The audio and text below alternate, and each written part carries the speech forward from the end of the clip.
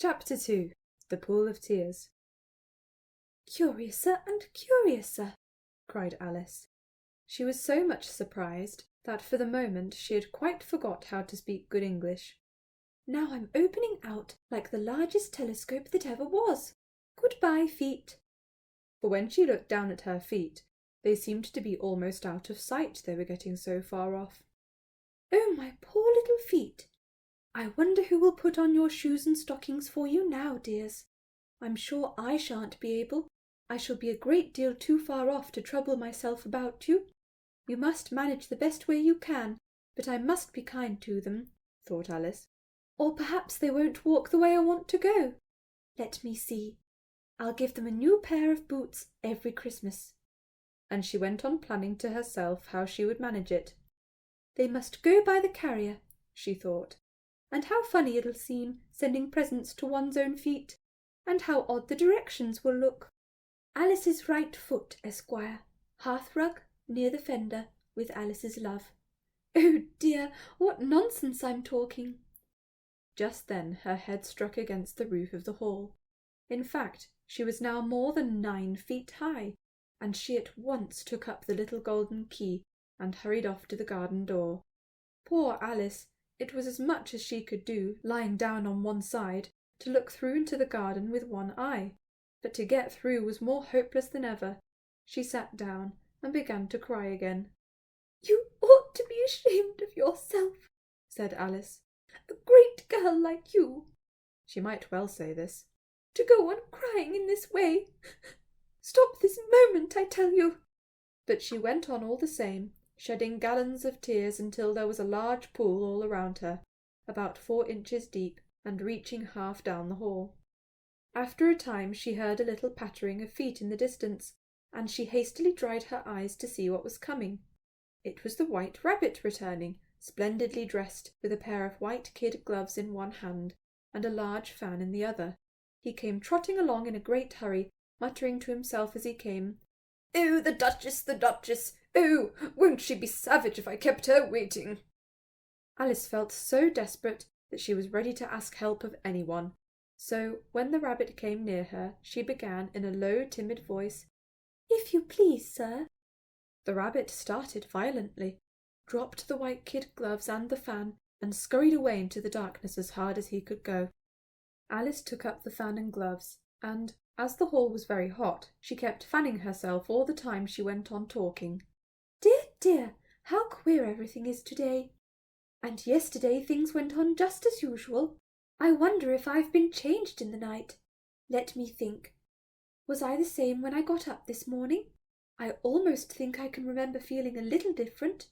But if I'm not the same, the next question is, who in the world am I? Ah, that's the great puzzle." And she began thinking over all the children she knew that were of the same age as herself, to see if she could have been changed for any of them. "I'm sure not Ada," she said, "for her hair goes in such long ringlets, and mine doesn't go in ringlets at all. And I'm sure I can't be Mabel, for I know all sorts of things, and she, oh, she knows such a very little. Besides, she's she, and I'm I, and, oh dear, how puzzling it all is. I'll try if I know all the things I used to know. Let me see. 4 times 5 is 12, and 4 times 6 is 13, and 4 times 7 is... Oh dear, I shall never get to 20 at that rate. However, the multiplication table doesn't signify. Let's try geography. London is the capital of Paris, and Paris is the capital of Rome, and Rome... No, that's all wrong, I'm certain. I must have been changed for Mabel. I'll try and say, how doth the little?"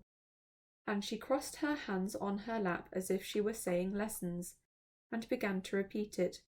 But her voice sounded hoarse and strange, and the words did not come the same as they used to. "How doth the little crocodile improve his shining tail, and pour the waters of the Nile on every golden scale? How cheerfully he seems to grin, how neatly spread his claws, and welcome little fishes in with gently smiling jaws." "I'm sure those are not the right words," said poor Alice. and her eyes filled with tears again as she went on.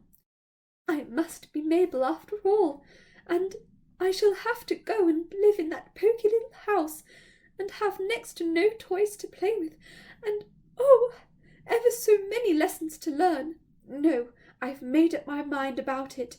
If I'm Mabel, I'll stay down here. It'll be no use putting their heads down and saying, 'Come up again, dear.' I shall only look up and say, 'Who am I then? Tell me that first, and then, if I like being that person, I'll come up. If not, I'll stay down here till I'm somebody else.' But oh dear!" cried Alice, with a sudden burst of tears. "I do wish they would put their heads down. I am so very tired of being all alone here." As she said this, she looked down at her hands, and was surprised to see that she had put on one of the rabbit's little white kid gloves while she was talking. "How can I have done that?" she thought. "I must be growing small again." She got up and went to the table to measure herself by it, and found that, as nearly as she could guess, she was now about 2 feet high, and was going on shrinking rapidly.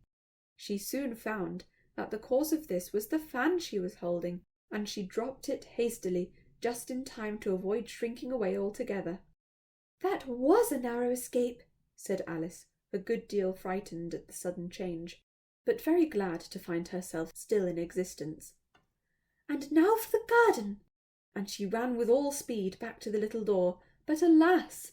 The little door was shut again, and the little golden key was lying on the glass table as before. "And things are worse than ever," thought the poor child, "for I never was so small as this before, never, and I declare it's too bad that it is." As she said these words, her foot slipped, and in another moment, splash!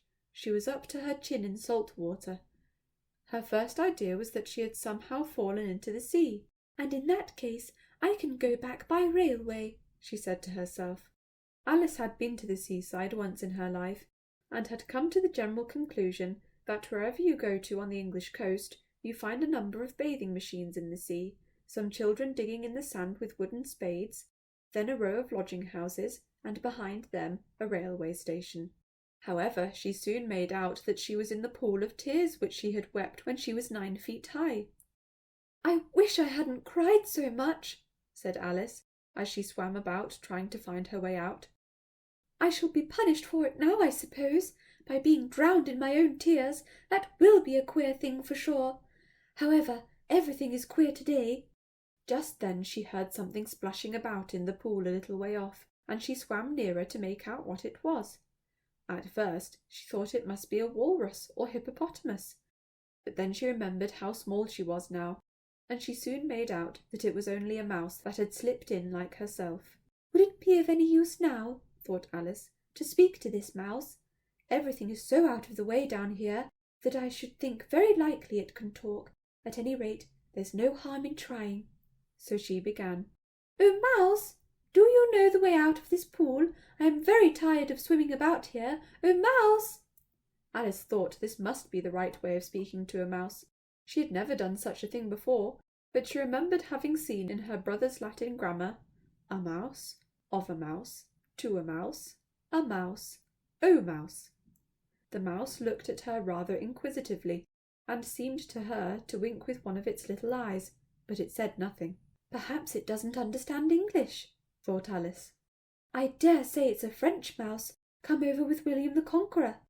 For with all her knowledge of history, Alice had no very clear notion how long ago anything had happened. So she began again. "Où est ma chatte?"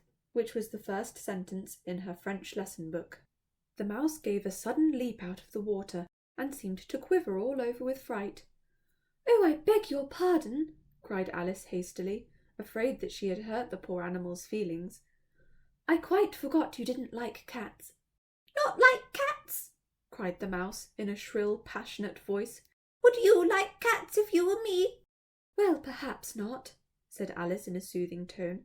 "Don't be angry about it. And yet I wish I could show you our cat Dinah. I think you'd take a fancy to cats if you could only see her. She is such a dear quiet thing." Alice went on half to herself as she swam lazily about in the pool. and she sits purring so nicely by the fire, licking her paws and washing her face, and she is such a nice soft thing to nurse, and she's such a capital one for catching mice. Oh, I beg your pardon!"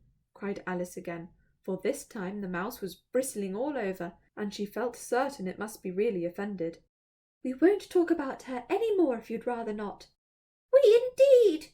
cried the mouse, who was trembling down to the end of his tail. "As if I would talk on such a subject! Our family has always hated cats. Nasty, low, vulgar things. Don't let me hear the name again." "I won't indeed," said Alice, in a great hurry to change the subject of conversation. Are you fond of dogs?" The mouse did not answer, so Alice went on eagerly. "There is such a nice little dog near our house I should like to show you. A little bright-eyed terrier, you know, with oh, such long curly brown hair, and it'll fetch things when you throw them, and it'll sit up and beg for its dinner, and all sorts of things. I can't remember half of them. And it belongs to a farmer, you know, and he says it's so useful, it's worth £100. He says it kills all the rats and—" "Oh dear!" cried Alice in a sorrowful tone. "I'm afraid I've offended it again," for the mouse was swimming away from her as hard as it could go, and making quite a commotion in the pool as it went. So she called softly after it, "Mouse dear, do come back again, and we won't talk about cats or dogs either, if you don't like them."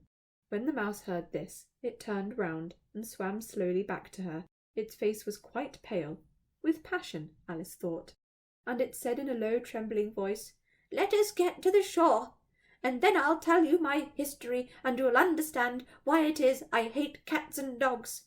It was high time to go, for the pool was getting quite crowded with the birds and animals that had fallen into it. There were a duck, and a dodo, a lorry, and an eaglet, and several other curious creatures. Alice led the way, and the whole party swam to shore.